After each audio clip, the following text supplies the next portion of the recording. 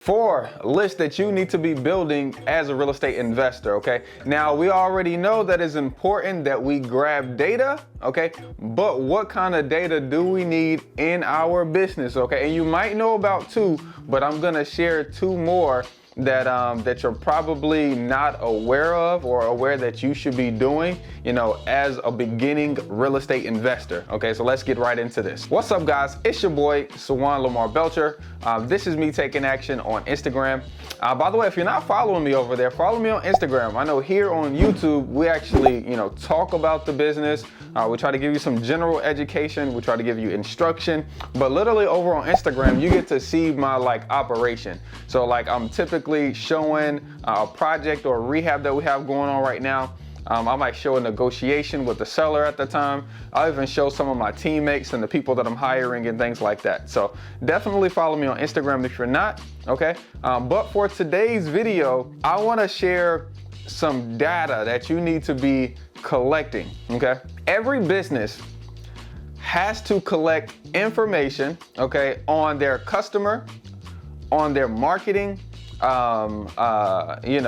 even for themselves, okay? And you guys need to be doing these things. You need to be building a list of sellers. You have to be building a list of buyers. You have to be building a list of potential tenant buyers, which are also, people who want to lease, okay? And you also have to be building a list of private money lenders, okay? Potential private money lenders, okay? You need to be building a list of sellers, buyers, tenant buyers, okay, and potential private money lenders. Now, that first category, we need to be consistently finding motivated sellers, because that's just how we do business. If you do not have a deal, you cannot make money in real estate, period, okay? So you need to be marketing for motivated sellers, and I prefer you to be doing one of the big 6, okay? Cold calling, RVMs, direct mail, physical signs, PPC, or some kind of niche marketing. When you're marketing for sellers, you need to have a database where you're dumping these leads into and they can stay there. When you're building a list of sellers, you need to have a place where you can keep it and you can follow those people consistently. Not just the leads, but also the record. When you do this, when you reach out to, a seller that you've, generated a lead from, right? You've had someone or something reach out to that person, say, hey, I'm an investor. I like to buy your house. Would you consider selling? They raise their hand and say yes. Next, you need to be following up. Now, if you stay until the end of the video, I'm gonna give you just a creative gem that you guys can use to not have to do each one of these on your own. Next, when you're building up your buyers list, make it extremely simple. You need buyers to buy your deals, number 1, okay? But you also need buyers to build relationships with. If they come across a deal that you didn't come across, but it's not good for them, you can pick it up from them. You need buyers also for just resources, contractors, for attorneys, for advice, okay, for partnerships. You have to automate how you find buyers. Now, I know most of the time we're focused a lot on finding sellers, okay?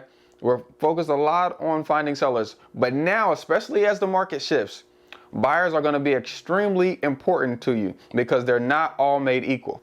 The buyers in this market are changing, okay? Interest rates are still, they're normal, but they're definitely higher than they've been over the last 2 years, okay? We're seeing more price drops on the MLS. We're also seeing some of the banks pull back their loan to value ratios. Instead of the 80 or 90% that we were seeing before, now we're seeing the 70, the 65, okay? So you need to be always marketing for buyers, okay? This is not the video for how do we market to buyers, okay, or how do we market to sellers, but this is the list of the people that we need to be generating a consistent list for. Next one is tenant buyers. This pool of people are going to be the ones who help us make money off of our creative deals, okay? Whenever you buy on terms my policy is I want to sell on terms. So if I'm buying a subject to deal, it's very easy for me to find a rent to own buyer who can come in and cover my upfront cost and pay me monthly and then pay me a back end check. The next list that you need to be curating is a list of potential private money lenders. Okay, and I say that because a lot of wholesalers are not focused on cultivating these relationships. Now, it's already gonna take you a while to cultivate a private money person who has their own money in their own pocket. And for you to give it to them, that's gonna take some kind of relationship. So even now in the beginning, as a beginner, it's okay to start asking your buyers or asking your attorney who might consider lending. Do you know anybody that lends? Do you, would you consider partnering up on this deal instead of just buying it from me? Okay, you need to be building these lists over time because it's just gonna help you with your deal flow. Okay, we're not just wholesaling. We are wholesaling. We are buying and selling as is. Wholesaling. We're buying to we're buying to fix up, rehab, and sell. We're buying to burr, right? We're buying to buy, rehab, rent, refinance, and repeat that process.